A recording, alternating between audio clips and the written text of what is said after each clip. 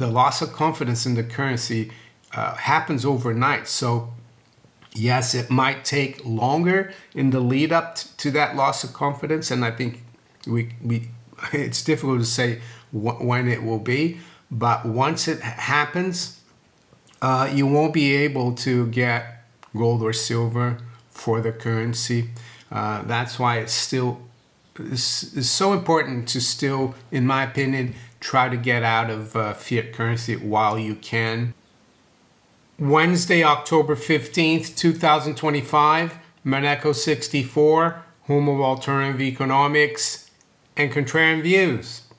Well, the outside world, so to speak, the people who have no clue what gold and silver really are, and the fact that we've been under an unhinged money printing regime since 1971, they're very surprised about what gold and silver are doing. Yes, granted, the price move of late has been unprecedented, but I'm going to try to tell you why I think it's unprecedented. And we're going to quickly look at a new article from the FT about gold that came out yesterday. And it's entitled, "How Long Will Gold Mania Last?" That's their question. I've read through the article, and I have to say the article itself is more balanced than their title. Give them credit for that, but they won't touch upon what I'm gonna tell you, because well, I think they're ignorant of monetary history, of money and central banking.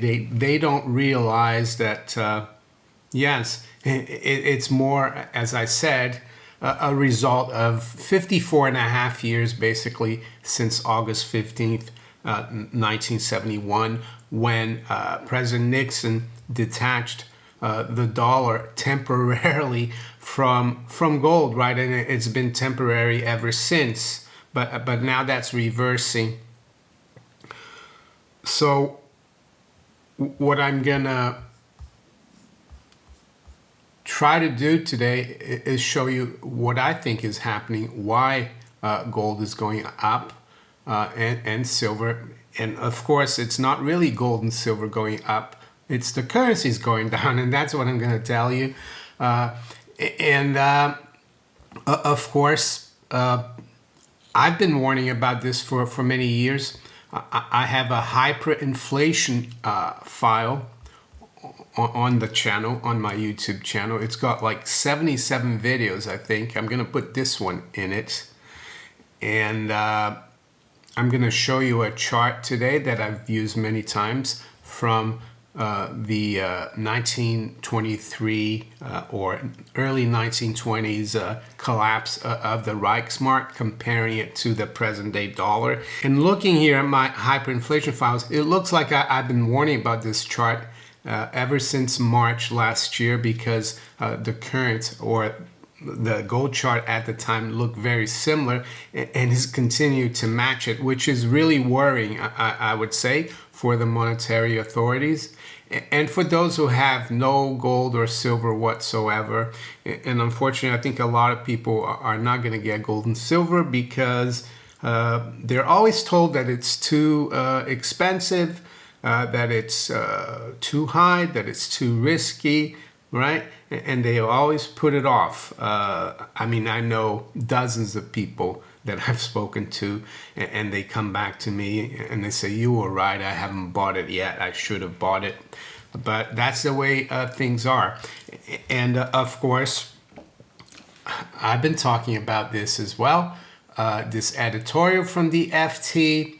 So you have to take whatever the FT tells you today or tomorrow or in these times about gold with a pinch of salt, or a big chunk of salt, because back in 04 they were saying that gold was no good, that it was pointless to hold bullion, and at the time the gold price was $400. So there you go, that's the FT for you. what I am going to do today is refer to Ludwig von Mises, the giant of the Austrian School of Economics, along with Friedrich von Hayek and others, of course. And we're going to look at what he called the crack-up boom. And I've been asking this question for the last few years. Are we there yet? And I think we are in it, actually. And before I reference von Mises, I want to give a shout out to the Mises Institute. Their website is mises.org, mises.org. They're located in Auburn, Alabama, and I owe a lot to them for my knowledge about free markets, sound money, economics. And my wife and I even attended the 20th anniversary of this institute back in 2002. That's where I met Ron Paul. So I've been following this the School of Economics for a long time, and they've noticed that I pitch their website. I do it freely. I don't need to get paid by the Mises Institute. And they asked me to let you know that there's a new book, not on von Mises, but on Hayek, Friedrich von Hayek. And the new book, I'm going to put a link below in the description. There's a free copy for it. And there's a bookstore as well in the Mises Institute where you can choose to buy the physical book, like this one that I have, Human Action, which is like von Mises' kind of Bible on economics. And the passage that I'm going to refer to is from this book. But anyway, yeah, the new book is Hayek for the 21st Century, Essays in Political Economy. And it's written by Thomas Di Lorenzo. So you can get a free copy. I'm going to put a link below in the description, free PDF copy. You might want to buy the real thing as well, the physical book. So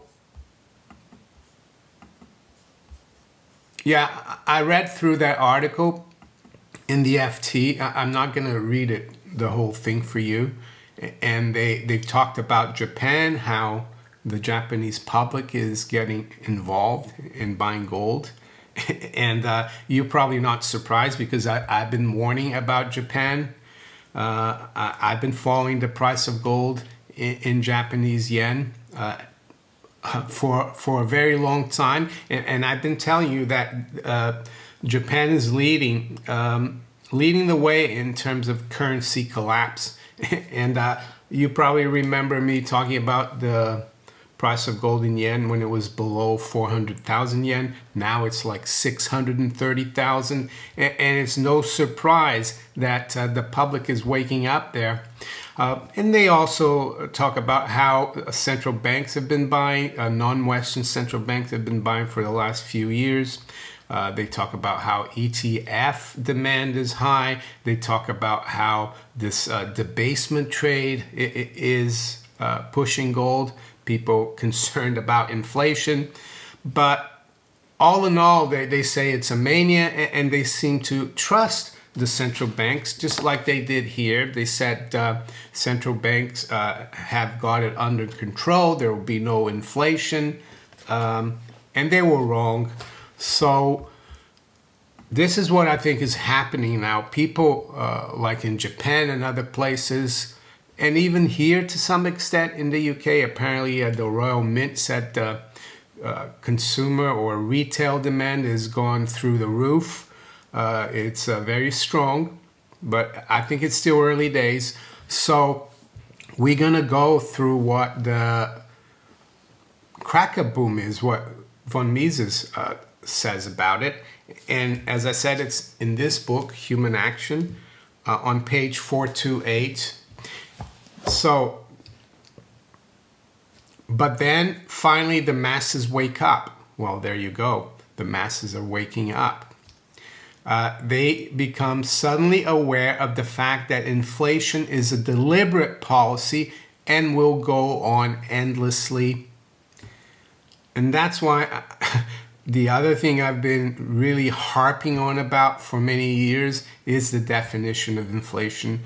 They don't want you, and by they I mean the governments and politicians, they don't want you to know what it is.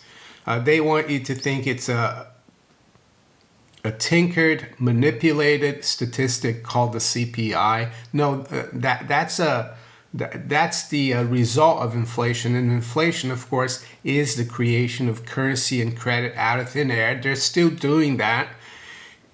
And before I proceed, I just saw a clip of Jay Powell, the chairman of the Federal Reserve. I think it was yesterday or very recently. Someone asked him what he thought of the gold price right now. That was it like a signal that we're going to have inflation? And he refused to answer because he's trying to fool you still. He said, I don't comment on on assets. So he's under pressure. So a breakdown occurs. Well, I think that's where we are right now. The cracker boom appears. Everybody is anxious to swap his money against real goods, no matter whether he needs them or not, no matter how much money he has to pay for them. So I think gold is more, right now, it's not like in the 2000s. It's more of a fear trade. It's not FOMO, it's not fear of missing out, it's not greed, it's fear of the rapidly depreciating fiat currency values. And the very wealthy don't really feel it because they're comfortable. They don't care about restaurant prices, food prices, or utility prices going up because they probably don't even pay it themselves. They have people who work for them who take care of it. They're not concerned about it, but the general public is. They're seeing that everything is going through the roof, that their currency is not buying as much, right? Within a very short time, within a few weeks or even days, the things which were used as money are no longer used as media of exchange. They become scrap paper or scrap digital entries nowadays. Nobody wants to give anything away against them. So he says here within a very short time, within a few weeks or even days, do I think this is going to play out like that? I think it could, but looking at this chart here that I'm going to show you now, comparing what happened in Germany in the 1920s, you can see that it's a shorter period chart than we have now for the dollar. So things happen quicker.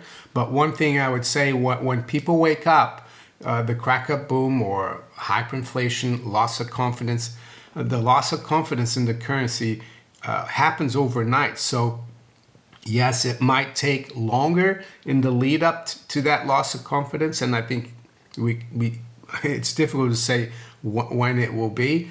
But once it happens, you won't be able to get gold or silver for the currency. That's why it's so important to still, in my opinion, try to get out of fiat currency while you can. And hopefully many of you have done that and have been doing for years, because we've been talking about this for years. But if you haven't, check out the description of this video, or do your homework and find a precious metals dealer. But I'm affiliated with Miles Franklin in the US and Gold Investments in the UK. And you can contact them and get some help. So yeah, as you can see, the chart now for the dollar, has been evolving over a longer period than the one in Germany, but it looks very similar. It's like if you know about fractals, right? It's like the same wave formation, but different amplitudes or different sizes. And yeah, I think it's a disturbing similarity or disturbing resemblance, as I say here.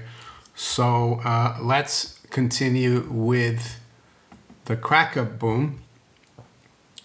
It was this that happened with the continental currency in America in 1781. So yeah, it has happened before in the United States, but it was a very long time ago. That's why most people don't think it can happen again. With the French mandats territoriaux in 1796, I would add also the assignats to that. The mandats territoriaux, that currency that came after the assignats, they didn't even issue it. It just collapsed before it was issued. And with the German mark in 1923, it will happen again when the same conditions appear. If a thing has to be used as a medium of exchange, public opinion must not believe that the quantity of this thing will increase beyond all bounds. Inflation is a policy that cannot last. Yes, and they do talk about the debt in the FT article, but still, they don't talk about hyperinflation or the crack-up boom. So do I think the price of gold is going to a trillion or a quadrillion like it did in Weimar, Germany? I think it won't get to that. It could go a lot higher than we're now, and I think it will.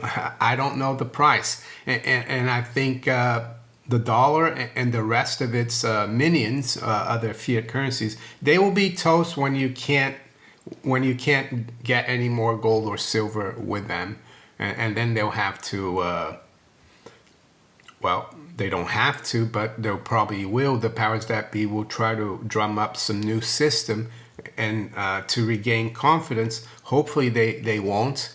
And hopefully the free market and sound money like this, right, and gold will come back. It's one of the reasons why I've been on YouTube since 2015 trying to inform the public that there is a way without central banks, and that's sound money, of course. So that's what I think. I think what we're seeing in gold and silver is not a bubble, but it's a safe haven play away from dying fiat currencies. And unfortunately, 99.9% of the people won't realize until it's too late. And hopefully you won't be one of those. So what's going on this morning in the markets? Well, it's just gone past 8 a.m. London time. And yes, spot gold is right here and right now is trading at 4,200. That's the all-time high right now. The low has been 4,140. Silver, well, so gold is up 1.4%. So it's continuing to go. I made a video a few weeks ago saying that there wasn't going to be that much resistance until around 4,400. And don't forget that those charts I compared, Germany and now, they're monthly charts. You can bet that in Weimar, Germany, daily moves in the gold exchange rate versus the paper mark were probably very pronounced. So I would say hold on to your gold and silver. You don't get rid of it in a currency event like we're having. You hold on to it for dear life, and you ignore the short-term noise. So silver is at 52.50. It's up $1.20 or 2.3%. Yesterday it made a new all-time high, I think at 53.77. That's the spot price, of course, not futures.